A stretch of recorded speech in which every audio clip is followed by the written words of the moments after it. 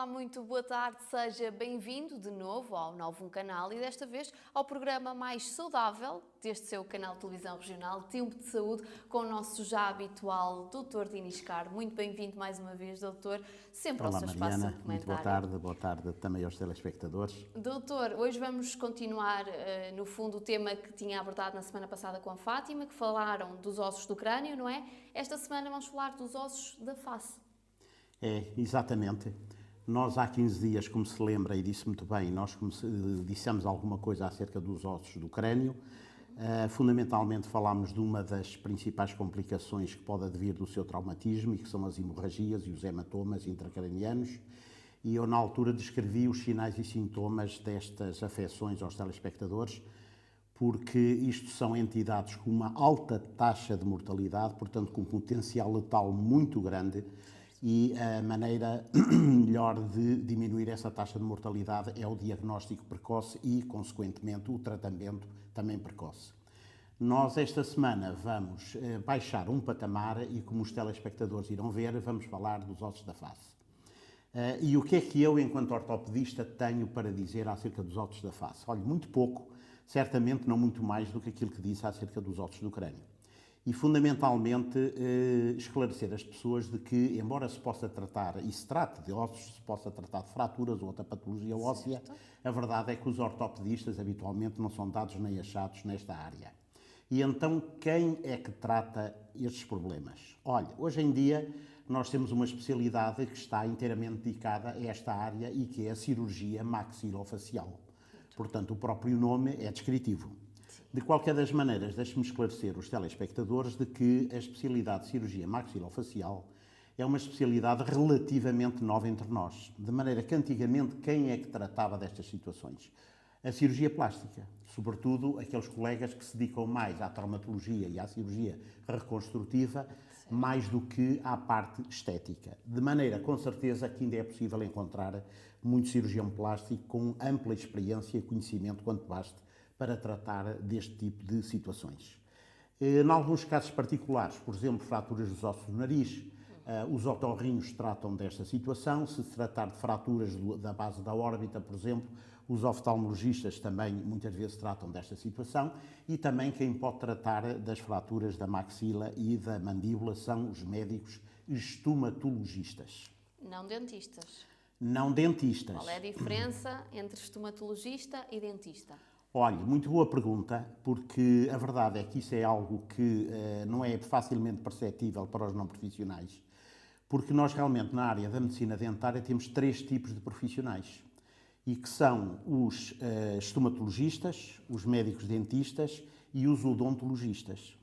E isto Portanto, não é só 2. Não é só 2, estamos a falar de 3. Pronto. E isto no nosso país, e em bom rigor, a diferença entre eles é a seguinte, é que os estomatologistas são médicos. Portanto, são pessoas que tiraram o curso de medicina e que depois se especializaram em medicina dentária, tal qual como eu tirei o curso de medicina e depois especializei-me em ortopedia. Certo. Os odontologistas são técnicos, portanto, são pessoas cujo saber é mais feito à base da experiência e dos muitos anos de bons serviços que eles prestaram à população, sobretudo numa altura em que ainda não havia faculdades de medicina dentária. Muitos destes técnicos, nos últimos anos, fizeram um curso, creio ser de 1 ano, certificado pelas faculdades de medicina dentária e que lhes permite exercer, digamos, a sua profissão com um certificado a que têm direito. Portanto, são pessoas com, digamos, de mais idade e que naturalmente com o tempo tendem a desaparecer. E depois temos então os médicos dentistas, que são aqueles jovens que, acabando o ensino secundário, imediatamente ingressam nas faculdades de medicina dentária. O que, aliás, quanto a mim, é efetivamente o que faz todo o sentido, porque eu não percebo a lógica de uma pessoa andar a perder anos da sua vida, a estudar a anatomia do braço e da perna, a saber fazer um diagnóstico de apendicite ou de pneumonia, para depois ir dedicar o resto da sua vida, portanto, ao tratamento digamos, dos dentes. Portanto, são 2 profissionais aptos, só que um tirou medicina geral e outro não, especializou-se logo diretamente. Sim, exatamente. No fundo é isso. No fundo é isso. Muito bem. Continuando, doutor, o que é que nos tem a dizer mais? Eu sei que trouxe aí um objeto, uma mandíbula, é assim? Sim, isto chama-se uma mandíbula. Eu peço às pessoas que não se impressionem, porque esta é de plástico. Eu confesso que ficaria muito mais... É assim tão grande? Isto é mais ou menos o tamanho natural. O tamanho real? É o tamanho real, é sim, senhor. Parece-me grande essa a Não, parte de trás. mas se for a ver, pois é que isto efetivamente, nossos isto faz ossos parte de uma prolongam-se? articulação, eles prolongam-se até à base do crânio, Ok. ok? Que precisamente era o que eu ia falar a seguir, que eu ia lhe dizer que se não fosse por esta articulação, eu pouco mais teria a dizer acerca dos ossos da face. Mas acontece que nós temos esta articulação, também conhecida por ATM. E o que é isso? Ora bem, isto como você já compreendeu, isto não tem propriamente nada a ver com as máquinas de multibanco, aquelas Certo. simpáticas máquinas onde nós vamos levantar dinheiro. Sabe que nesta área essas máquinas, quando muito, poderão ser úteis para pagar os honorários ao médico, se for Sim. caso disso. Mas ATM é uma sigla que quer dizer articulação temporomandibular. Ou seja, a mandíbula é o osso do queixo e ela articula-se com os ossos do cérebro, nomeadamente com o temporal, com o osso temporal, que é um dos ossos, portanto, da parte lateral do cérebro, e essa é que constitui a articulação temporomandibular ou ATM. E esta articulação, como os telespectadores também poderão ver, portanto, articula-se, como eu disse, entre o temporal e, portanto, a cabeça ou o côndilo da mandíbula. E esta articulação tem algumas particularidades muito próprias. E daí eu querer dizer alguma coisa acerca dela. Olha, uma delas em que muito pouca gente pensa é que se eu lhe perguntar, assim de repente, qual é que você acha que é a articulação que mais trabalha no corpo humano, o que é que você me diria? Pensando logo que essa pergunta deve ter rasteira, doutor, e estando nós aqui a falar dos ossos da face, não é? Há de ser alguma coisa cá para cima. Não sei, talvez a boca. Terá alguma coisa, Exatamente, é alguma a boca, articulação? exatamente, e é a articulação da boca, é temporomandibular. Quer dizer, nós quando fazemos esta pergunta, as pessoas têm tendência para pensar logo no joelho, na anca, no tornozelo, nas mãos. Nas mãos que Mas a mexemos. verdade é que, repara, nós estamos aqui a falar há cerca de 7 minutos e eu, de cada vez que estou a articular uma palavra, a articulação está aqui a funcionar. Certo. De maneira que trata-se, efetivamente, da articulação mais usada do corpo humano. Portanto, é uma articulação muito móvel e uma das coisas que é surpreendente é que, sendo uma articulação tão usada e tão móvel, a verdade é que tem muito pouca patologia. Ou melhor, afeta poucas pessoas. Ainda bem. Sabe que nós, se formos a falar com a maioria das pessoas, poucas haverá que não tenham uma avó, um avô, que não tenha já feito uma prótese do joelho, uma prótese da anca. Agora, se você perguntar, então, se eu perguntar, e então a temporomandibular, alguém tem algum problema da temporomandibular, muito provavelmente você é capaz de, na altura, nem perceber muito bem o de que é que eu estou a falar. Sim. E olha, isto realmente é uma felicidade, porque não é por acaso que um dos ditados mais vulgares e mais frequentes do nosso povo é que aquilo que se leva desta vida é o que se come, o que se bebe e o que se... De maneira que você agora, imagino que é você querer trincar um bifinho ou até mesmo uma batatinha à rodela e estar com dores aqui na temporomandibular. Isto, efetivamente, é caso para perder de imediato o apetite. E a qualidade de vida? E a qualidade de vida. Portanto, isto realmente, as afecções da temporomandibular têm realmente um alto potencial para interferir de maneira muito significativa na qualidade de vida da pessoa. E era exatamente aqui que eu queria chegar. O outro aspecto também importante é que, repara, é que isto é como o petróleo, quer dizer, aquilo condiciona, portanto, A vida das pessoas? A vida das pessoas, que condiciona a procura, digamos, a quantidade de pessoas que realmente têm necessidade de utilizar aquele produto. Sim. Como realmente esta articulação não é, digamos, das mais atingidas por patologia, também não há, efetivamente, muitas pessoas que se dediquem, portanto, ao tratamento da temporomandibular. De maneira que é preciso procurar. Mas estomatologistas, dentistas, nenhum deles está apto a... Quer dizer, mesmo de entre eles, há pessoas que se dedicam particularmente à ATM. Ok. Pronto, não são muitas, mas há. Aliás, sabe que eu, por acaso, achei interessantíssimo, por uma daquelas coincidências que há quem diga que não existe, e que eu acho que existe. Sabe que eu, curiosamente, este domingo estava a ouvir o comentário de uma personalidade muito conhecida, o Dr. Marcos Mendes, uma pessoa que tem uma eloquência quase tão grande como a minha, de maneira que é muito escutado, e eu faço questão de o ouvir todos os domingos. E nas suas notas finais, ele falou precisamente, mencionou o caso de um colega, de um médico, que foi distinguido porque foi convidado, segundo eu percebi, para fazer parte ou para ser membro da Associação Americana de Médicos que se dedicam ao estudo e ao tratamento precisamente da ATM. De maneira que nós temos profissionais competentes nesta área, mas não são muitos e, efetivamente, é necessário saber procurá-los. Porque, como eu acabei de dizer, esta articulação, embora não seja muito frequente, está sujeita à patologia, como infelizmente todas as outras partes do nosso corpo, e ela pode sofrer de que tipo de afecções? Olha, desde logo, problemas congénitos. Há pessoas que nascem, digamos, com estas eminências ósseas atrofiadas ou pouco desenvolvidas, o que, como se compreende, predispõe para as deslocações e, sobretudo, para as subluxações recidivantes, ou seja, repetidas. Evidentemente que isto está sujeito a trauma, dos quais a mais frequente é, sem dúvida nenhuma, os acidentes de automóvel, mas também temos acidentes de trabalho, agressões, por aí fora. E há também algumas doenças que afetam a temporomandibular. Portanto, e destas, eu gostaria só de falar, assim por alto, de uma, que é a artrite reumatoide, por duas razões. Primeiro, porque a artrite reumatoide é a forma de reumatismo mais frequente logo a seguir às artroses. E depois, porque trata-se de uma doença miserável que também tem uma capacidade enorme para infernizar a vida dos desgraçados que têm o azar de sofrer dela. Porquê? Porque a artrite reumatoide, portanto, é uma doença inflamatória, portanto, que afeta as articulações e habitualmente não afeta só uma. Aliás, uma das suas características típicas é o facto de ela afetar as articulações de maneira igual e simétrica. Ou seja, ela não afeta só um joelho, não afeta só uma anca, não afeta só um cotovelo ou um punho, certo. Vai afetar os dois joelhos, as duas ancas, os dois cotovelos, os dois punhos e muitas vezes ao mesmo tempo. De maneira que você está a ver, efetivamente, a desgraça da vida das pessoas. Pronto. E uma das articulações que pode ser atingidas é, efetivamente, a ATM. A mandíbula.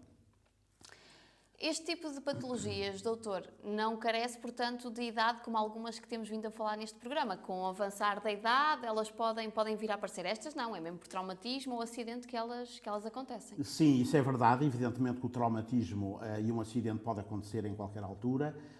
A artrite reumatoide tem realmente idades específicas, embora haja realmente formas de reumatismo, o chamado reumatismo juvenil que atingem as crianças, que também podem atingir a ATM e que habitual são formas terríveis e que têm um potencial destrutivo e incapacitante enorme. E depois temos uma situação que é com que eu faço tensões de encerrar o episódio de hoje, mas que não podia deixar de mencionar, porque trata-se de uma situação que pode atingir qualquer pessoa em qualquer fase da vida e em qualquer altura.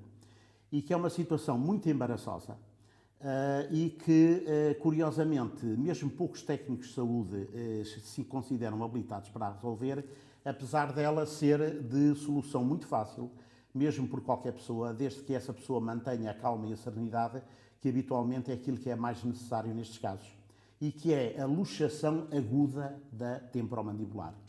O que é isso, a luxação? Exatamente, ou seja, a mandíbula sai do lugar. E porquê é que isto pode acontecer?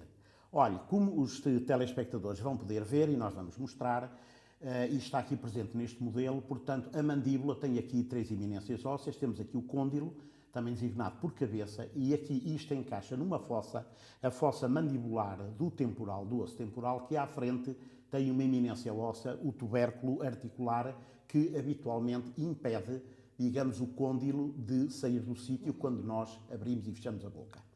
Pronto, só que o que é que pode acontecer? As pessoas podem abrir a boca de maneira exagerada. E quando é que isto é mais suscetível de acontecer? Olha, paradoxalmente pode acontecer no dentista. Portanto, se a pessoa vai fazer um tratamento dentário e se realmente o dentista tem necessidade de tratar os molares muito posteriores e pede à pessoa para abrir a boca o máximo que puder, e se ele tiver muito tempo com a boca aberta, pode, a certa altura, acontecer que a mandíbula desloque. Outra situação que é talvez a mais frequente é se a pessoa faz um bocejo. Exatamente. A outra também mais frequente é se a pessoa faz um bocejo exagerado. E porquê é que a pessoa há de fazer um bocejo exagerado? Olha, vamos imaginar que a pessoa está a assistir ao Tempo de Saúde com o Dr. Dinis Carmo e como estes programas são muito interessantes, a pessoa abre a boca e boceja. Só que falo, digamos, de uma maneira ostensiva, digamos, exagerada. E o que é que acontece? Nessa altura a pessoa tem a sensação pode ouvir até um clique, tem uma sensação de que há algo que saiu do sítio, e saiu mesmo. Quer dizer, o que acontece é que este côndilo desloca para a frente da tuberosidade do temporal e fica encravado. E o que é que acontece? A pessoa fica com a boca aberta e não a consegue fechar. E não há maneira de conseguir colocá-la no sítio sem recorrer ao médico? Ora bem, há, e é isso precisamente que eu queria trazer aqui. Porque isto é uma situação muito incómoda, até caricata. Naturalmente que a pessoa fica com a boca encravada, a tendência é dirigir-se a alguém de família ou colega de trabalho que esteja ali a pedir ajuda. Muitas vezes a pessoa chega com aquela atitude, com aquela boca toda aberta, as pessoas geralmente ficam a olhar para ela, isto aos outros até dá para rir. A quem está a sofrer, se calhar não. A quem está a sofrer é que não. Mas às vezes causador? A pessoa... Diga? Causador? Causador, isto também é causador, claro que isto fora de si de causador. E é precisamente a dor que provoca o espasmo muscular, quer dizer, os músculos entram em espasmo, aquilo que o nosso povo costuma chamar a breca, e é isso que mantém o maxilar deslocado. E se quer que lhe diga, eu já não faço urgência hospitalar há muitos anos, mesmo há muitos anos, mas ainda me lembro do último caso que vi destes, em que o doente foi transportado do Algarve para um hospital central de Lisboa, numa altura em que ainda não havia autoestradas, e depois de chegar a Lisboa, sei lá eu quanto tempo é que ele não terá estado na urgência hospitalar à espera que chegasse, digamos, um técnico habilitado, sempre com a boquinha aberta. Sempre com a boquinha aberta. Ora, o que é que acontece? Acontece que esta situação, como eu digo, pode ser resolvida com uma certa facilidade.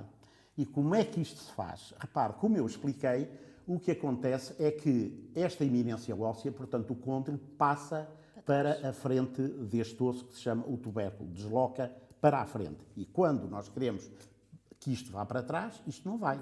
Portanto, o que é que nós temos de fazer? O que há a fazer é, com muita calma e muita serenidade, suportar a mandíbula do doente, colocar os nossos polegares por dentro da boca, apoiando-os nos molares posteriores, ou seja, nos dentes posteriores. Há quem goste de enrolar os dedos num bocadinho de gaze, com o pretenso pretexto de proteger. Isto é discutível, até porque, repare, se a pessoa não consegue fechar a boca, também não consegue morder. Sim. Agora, isto tem provavelmente uma vantagem, é que vai secar a boca. Portanto, a boca, como tem saliva, se nós pusermos um paninho ou uma gaze à volta, isso vai secar e vai aumentar, digamos, a aderência dos dedos à mandíbula. E o que há a fazer é, com muita calma, com muita serenidade, puxar a mandíbula para baixo e, depois de puxar para baixo, empurrá-la para trás ao mesmo tempo que se levanta um bocadinho para a frente. Ou seja, portanto, o movimento que se pretende, se você pensar que temos aqui o côndilo, é puxar o maxilar para baixo e depois levá-lo para trás, de maneira a ele poder encaixar. E isto muitas vezes é o suficiente para resolver a situação. Às vezes é efetivamente preciso fazer um bocadinho de força. Se a pessoa achar que está a fazer força exagerada, então aí, sobretudo se não é um especialista, será melhor parar, porque pode efetivamente, o risco disto é que a pessoa pode fraturar aqui o colo ou o pescoço da mandíbula, mas, como eu digo, de uma maneira geral, se isto for feito com calma e com serenidade, é capaz de ser o suficiente para resolver esta situação e evitar uma situação caricata, muitas horas de dor, sofrimento e de ridículo, digamos, à pessoa a quem isto ocorreu. Muito bem, doutor. Terminamos assim com uma ótima sugestão. Esta é, esperemos que nunca seja necessário, mas se efetivamente se for, espero que as pessoas pelo menos fiquem a saber o que é que se deve fazer ou o que é que se pode fazer. Precisamente. Muito obrigada, Dr. Dinis, por mais um programa. Mais uma vez foi um gosto. Estamos de volta para a semana. Até para a semana. Obrigadíssima. Aqui fica o testemunho do Dr. Dinis Carmo, desta vez sobre a mandíbula. Portanto, já sabe, pode ver e rever estes e outros programas em novumcanal.pt e em todas as nossas plataformas sociais. Tenha agora uma boa tarde e um excelente fim de semana.